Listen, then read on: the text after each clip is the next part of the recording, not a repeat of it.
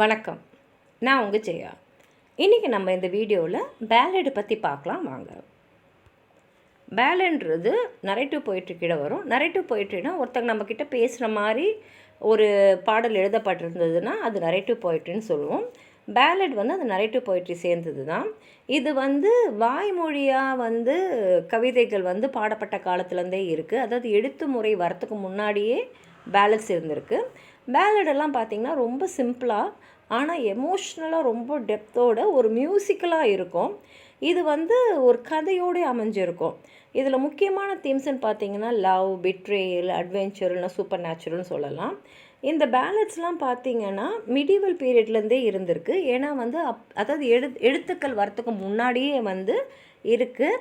இது பாடப்பட்டிருக்கும். இல்லைனா ரிசைட்னா மனப்பாடம் பண்ணிட்டு சொல்கிற மாதிரி இதை ஒரு என்டர்டெயின்மெண்ட் ஃபார்மாக தான் இருந்திருக்கு. அதே சமயத்தில் சில முக்கியமான நிகழ்வுகளை மக்களுக்கு சொல்கிறதுக்கோ இல்லை முக்கியமான நபர்களை பற்றி சொல்கிறதுக்கோ இல்லை ஒரு கதையை சொல்கிறதுக்கோ பேலட்ஸ் யூஸ் பண்ணியிருக்காங்க. இது ஒரு மியூசிக்கல் குவாலிட்டியோடு வரதுனால கேட்குறவங்க மனசுலேயும் இது ஆழமாக பதிஞ்சிடும். அது அப்படியே மெமரைஸ் ஆகிட்டு ஒரு ஜெனரேஷனுக்கும் அது அப்படியே அவங்க மனசுக்குள்ளேயே அது மனனம் ஆகிட்டு அந்த மனப்பாடம் பண்ணதை ஒரு பாடலாக அவங்க மற்ற ஜெனரேஷனுக்கு சொல்லியிருப்பாங்க. அதனாலே பார்த்திங்கன்னா ஒரே கதையை இருக்கக்கூடிய வேறு பேலட்ஸ் சில மாற்றங்களோடு இருக்கும். ஏன்னா ஒரு ஜெனரேஷனுக்கும் அது மாறுபடும் போது அவங்க சில அடிஷன்ஸ் இல்லை சில விஷயங்களை தவிர்த்துருவாங்க, இல்லை சில விஷயங்களை அவங்க சேர்த்துருப்பாங்க. அதனால் கதை ஒரே மாதிரியாக இருந்தாலும் ஒவ்வொரு பேலட்லேயும் சில வேரியேஷன்ஸ் இருக்கக்கூடிய பேலட்ஸும் இருக்குது. ஆரிஜின் அண்ட் டெவலப்மெண்ட் பார்த்திங்கன்னா மிடிவல் பேலட்ஸ் ஆரம்பகால பேலட்ஸ்ன்னு சொல்லலாம். இது வாய்மொழியாக வந்த பேலட்ன்றதுனால நம்ம இதை யார் எழுதுனாங்கன்றது நமக்கு தெரியாது. ஏன்னா இது வாய்மொழியாகவே இன்றைக்கு வரைக்கும் வந்திருக்கு. இதில் முக்கியமான தீம்னு பார்த்திங்கன்னா வீரம், அப்புறம் ஃபோக்லோர், அப்புறம் ஹிஸ்டாரிக்கல் இவெண்ட்ஸ், முக்கியமான நிகழ்வுகள். அதுக்கு எக்ஸாம்பிளாக நம்ம சர் பேட்ரிக் ஸ்பென்ஸ் சொல்லலாம். அப்புறம் இந்த பேலட் ஆஃப் ராபின்ஹுட் சொல்லலாம். அடுத்தது ப்ராட் சைட் பேலட்ஸ். இது 16, 17 நூற்றாண்டில் பிரபலமாக இருந்தது. இதை இந்த பேலட்ஸ் ப்ராட் சைட்ஸ், அதாவது சிங்கிள் ஷீட் பேப்பரில் பிரிண்ட் ஆகிருக்கும். ஒரு பெண்ணுக்கு வச்சுருந்தாங்க. இதில் பார்த்திங்கன்னா மக்களுக்கு எது அப்போ என்ன பிடிச்சிருக்கோ அதை அவங்க பேலடாக எழுதி விற்பாங்க. இதில் முக்கியமாக பார்த்திங்கன்னா க்ரைம், ரொமான்ஸ், சூப்பர் நேச்சுரல் முக்கியமான தீம்ஸாக இருந்திருக்கும்.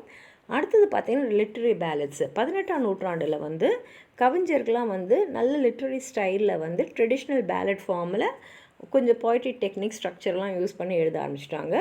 இதுக்கு எக்ஸாம்பிளாக நம்ம சாமுவல் டெய்லர் கால்ட்ரிட்ஜோட ரைம் ஆஃப் த ஏன்ஷியன்ட் மரைனரும் வில்லியம் வேர்ட்ஸ்வர்த்தோட லூசி போயம்ஸும் சொல்லலாம். பேலட் ரிவைவல்னு சொல்லக்கூடியது 19ஆம் நூற்றாண்டில் ஆச்சு. ஏன்னா ஆதி காலத்தில் இருந்த பேலட் ஃபார்மையே எடுத்து நிறைய ரொமான்டிக் போய்ட்ஸ் எழுத ஆரம்பித்தாங்க. இதில் முக்கியமான போய்ட்ஸ்ன்னு பார்த்திங்கன்னா John Keats, Lord Byrne, William Wordsworth. இவங்க மிடிவல் பேலட்டில் இருந்த அந்த ட்ரெடிஷனை அப்படியே எடுத்துகிட்டு அந்த தீமை அவங்க ஸ்ட்ரக்சர்லாம் எடுத்து அவங்களுடைய கவிதைகளில் அவங்க எழுதுனாங்க. இதில் முக்கியமான கேரக்டரிஸ்டிக் ஃபீச்சர்ஸ்ன்னு பார்த்திங்கன்னா பேலட்ஸில் முக்கியமாக என்ன இருக்குன்னா சிம்பிள் லாங்குவேஜ். கேட்குறவங்க எல்லாருக்குமே புரியும், மனசுலையும் பதிஞ்சிடும். அதோட ஸ்ட்ரக்சரும் அப்படி தான் இருக்கும். ஏன்னா அந்த மொழி அந்த மக்களோட மொழியாக இருக்கும், ஸ்ட்ரெயிட் ஃபார்வர்டாக இருக்கும், சிம்பிளாகவும் இருக்கும். சில வரிகள்லாம் திரும்பி ரிப்பீட் ஆகும், ஸ்ட்ரக்சரும் சிம்பிளாக இருக்கும். சாதாரணமாக பார்த்திங்கன்னா பேலட்லாம் குவாட்ரன்ஸ், அதாவது 4 வரியில் தான் எழுதுவாங்க. நிறைய ஸ்டான்சஸ் அப்படியே வரும். அதில் ரெகுலரான ஒரு ரைம் ஸ்கீமும் இருக்கும். ரெண்டாவது நரேட்டிவ் எலமெண்ட்டு. இதில் ஒரு கதை இருக்கும். அந்த கதையை ரொம்ப ட்ராமேட்டிக்காகவும் ரொம்ப எமோஷ்னலாகவும் அவங்க சொல்லுவாங்க. இதுக்கு நடுவில் டைலாக்ஸ்லாம் வரும், நிறைய கற்பனைலாம் இருக்கும். அதெல்லாம் கேட்கும்போது நமக்கு நிஜமாகவே ஒரு நடந்த கதையை கேட்குற மாதிரியே இருக்கும். எமோஷ்னல் டெப்த்தும் இருக்கும். அதாவது பேலட் சிம்பிளாக இருந்தாலும் அதில் சொல்லப்படக்கூடிய அந்த எமோஷன் ரொம்ப டீப்பாக இருக்கும். முக்கியமாக இந்த லவ், அப்புறம் லாஸ், அப்புறம் பிட்ரேயல், இந்த ஹீரோயிசம்லாம் சொல்லும் போது நமக்குள்ளே அந்த உணர்வுகளை நம்மளால் உணர முடியும்.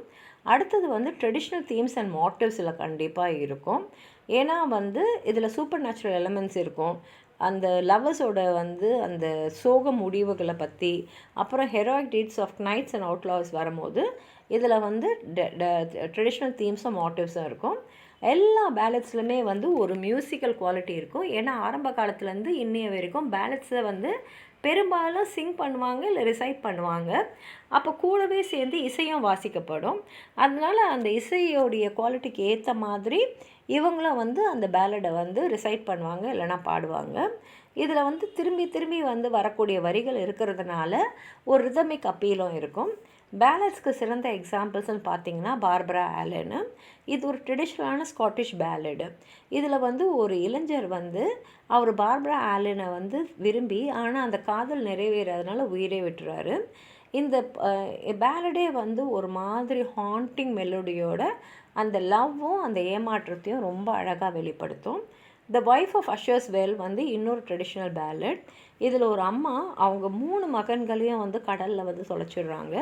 அந்த இழப்பை தான் இந்த பாடலில் வர்றதுனால அது வந்து ரொம்ப மனசுக்குள்ளே ஆழமாக நமக்குள்ளே ஒரு பாதிப்பு ஏற்படக்கூடிய ஒரு பேலட் அது. அப்புறம் லா பெலே டேம் சான்ஸ் மர்சி, அதாவது கருணையே இல்லாத பெண்மணின்ற அர்த்தம். இது எடுத்தது ஜான் கீட்ஸு. இது வந்து ஒரு ட்ரெடிஷ்னல் பேலட்னு சொல்ல முடியாது, ஆனால் கீட்ஸ் வந்து அந்த பேலட் ஃபார்மையும் தீமையும் இதில் யூஸ் பண்ணியிருக்காரு. இதில் பார்த்திங்கன்னா ஒரு கிரைட்னா ஒரு வீரர், அவர் வந்து ஒரு மிஸ்டீரியஸான பெண்ணால் வந்து கவரப்பட்டு அதுக்கப்புறம் கைவிடப்பட்டு போயிடுறாரு. இதில் வந்து லவ் அண்ட் மார்ட்டாலிட்டி தான் தீமை.